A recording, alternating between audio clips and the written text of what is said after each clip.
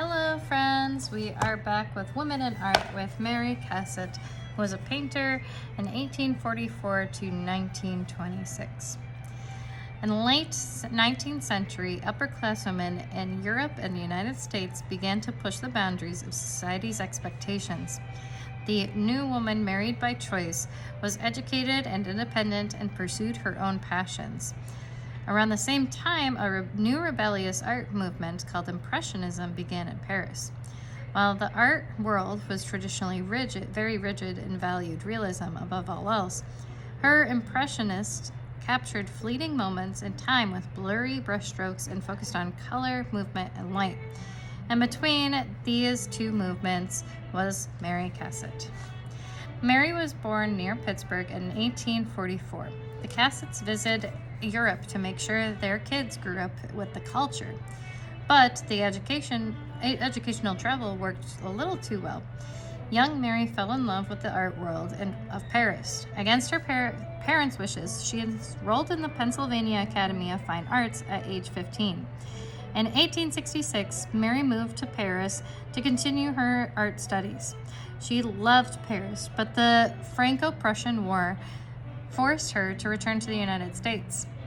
In 1871, she returned to tour Europe, and in 1874, Mary officially made Paris her home. For a long time, Mary's paintings were a sensation in Paris Salon. But in 1877, for the first time in 7 years, the Salon refused her work.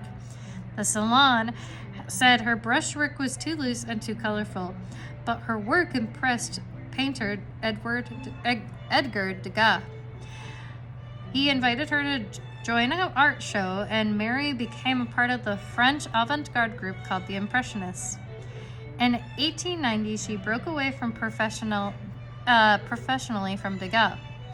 She had enough of his chauvinism and sexist comments about her paintings. Mary began creating portraits of modern women in their daily lives.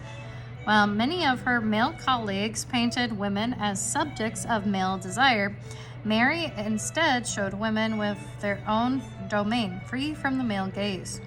She captured the intimate world of mothers and their children, as seen in paintings such as The Child's Bath, 1893.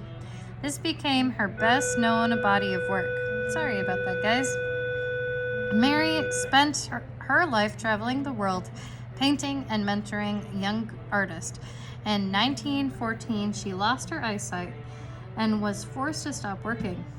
And she died in 1926 and is remembered as one of the great artists that defined the late 19th century.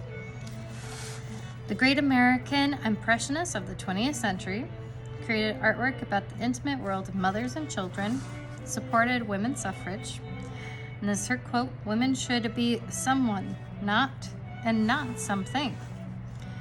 Americans would travel to Paris just to visit her estate, the Château de Beaufort. Woodblock art prints by Japan artist Kitagawa Utamaro inspired her to start printing.